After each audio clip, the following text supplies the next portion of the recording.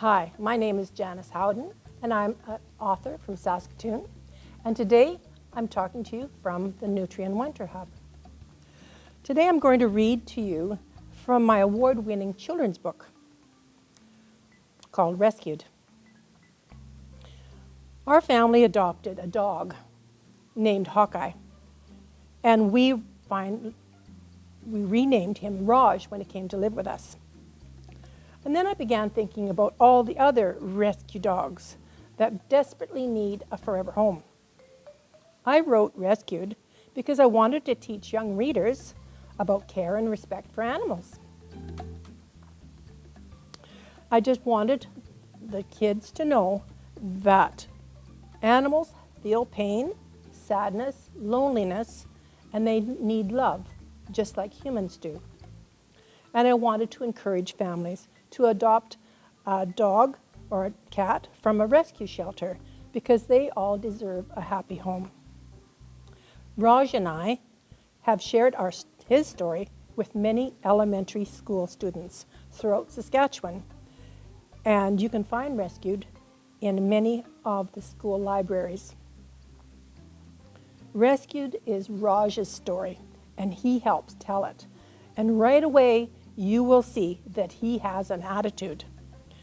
This story begins with Hawkeye and his little brother Freddie, who were sent out into the scary world because the owners at the kennel didn't want them anymore.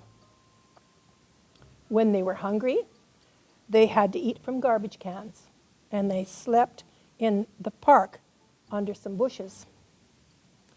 Every day, they had to watch out for mean kids who wanted to throw stones at them, so they hid whenever someone came into the park.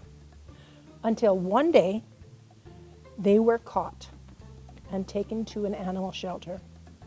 So I'm going to start by reading the story about Hawkeye and Freddie after they were in the animal shelter and they were waiting for someone to adopt them. Listen as Hawkeye tells his story. On Sunday, we had visitors. A parade of people walked by our pen, and sometimes a staff member opened our door so the visitors could get a better look at us. I heard people say that we really needed a haircut, and a few commented about our big feet. And now I'm going to let the human talk.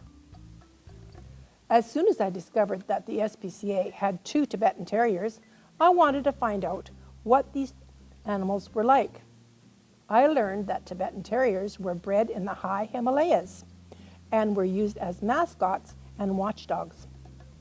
Their dense coat keep them warm in very cold climates, and their big round feet act like snowshoes in the deep snow. They have a black nose and large, dark eyes, and their bodies are compact and very muscular. I also read that these dogs are intelligent, sensitive, loyal, and very affectionate. But they are also very determined and very stubborn. Finally, after a long drive into the city, we saw a lively bundle of black fur, so anxious to greet us at the kennel door. I tried to overlook the dirty, wet paw prints that he put on my white jeans, but when he had his big, wet tongue on my cheek, I knew he was the right dog for me.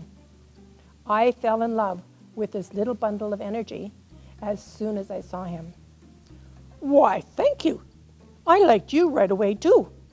It's Hawkeye again, telling my side of the story. I will never forget that day, April 1st. We had visitors. This nice lady and her husband stopped to visit us.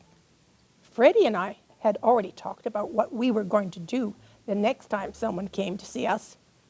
Our plan was to run to the door as soon as it was open, and one of us would greet the visitors to show them how friendly we could be. We knew our only chance of a happy life was to be adopted by a nice family, even though it might mean that we had to say goodbye to one another. So when this lady and her husband came to see us, I ran for the open door, and I was a first one through the gate.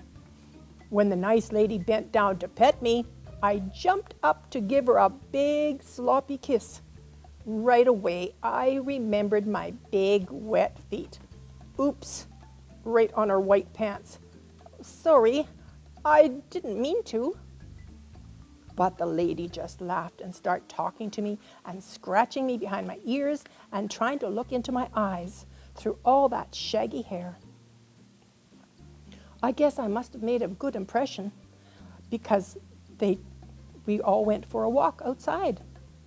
After the walk, we came back into the office and I tried to sit really still while the people talked. And then I heard those words again, a forever home. I wonder what that might mean for me. Did it mean that I was going to a new home where I could live forever? Could it mean that I never had to live under some bushes or eat from garbage cans ever again? I was so excited, but I still had so many questions. Where would these people take me? And what would happen to Freddie? Would they like me? And what would I like them? So finally, I was taken out to the car and we left the SPCA late in the afternoon. And even though it was a long car ride, I hoped I was finally going to a forever home. And this is where the people talk. I had made my decision. Hawkeye was coming home with us. And we made the long 3-hour trip back to our home at Barrier Lake. It was very dark when we arrived. I am sure that Hawkeye must have wondered about all the strange new sounds and smells. Once inside our house, I set some dog food and addition water on the floor. Hawkeye sniffed it, but took a few noisy slurps from the water dish, then hid underneath the kitchen table, where he remained for the rest of the night. Early the next morning, I took him outside for his first look at his new home. Our little black dog was eager to explore all the new smells and sights, but he seemed very nervous about his new surroundings. Our little black dog was so excited to be out sniffing and walking through our new home. I spent every free moment petting and talking to him those first few days, and I tried to be patient. I wanted Hawkeye to be happy, but after each meal or walk, he went back underneath the table and stayed there quietly all by himself. Then an amazing thing happened. One evening, a few nights later, Hawkeye came out from underneath the table and slowly walked over to where Lloyd was sitting. He laid just close enough to get a good neck rub and a few encouraging words. Lloyd and I looked at each other and smiled. This was the day that I knew that Hawkeye had accepted us. And it was also the day that Lloyd welcomed the little black dog into our family. Hello, excuse me, it's Hawkeye. I want to say something here. I have to admit that I was just not sure whether or not I wanted to live with these people. I had a lot to think about. Everything at the lake was so strange to me. There were no noisy trucks, and there was no cars honking, and the nights were so quiet. Just the sounds of the waves lapping on the shore, and the big dark sky with the moon shining on the lake was so peaceful and pretty. And when I looked up into the night sky, I could see so many beautiful lights. I think they called them stars. I never saw those in the city. There were lots of strange new creatures living up there too, but they weren't scary. Still, it took some time for me to feel comfortable. I like going for long walks down by the lake, but I was always careful when the waves came in because I didn't like getting my feet wet. After our walks, The lady always gave me treats too. I never had treats before. They were so yummy. I decided that I was going to like living here with these people because they're so nice. I'm going to call them Mom and Dad because they are my new family now. So I'm sure that some of you like writing stories. So the question is, how do you make your stories better? Well, if you want to be a better soccer player, you have to train and exercise your body. So if you want to be a better writer, you have to exercise your mind. So how can you do this? First, you must read lots and lots of books. Join a book club or a reading program at your school. When you finish a book, talk about what you liked about it and the ways the author made the story more interesting. Did you like the characters? How did the author use humor and suspense to make the story more interesting?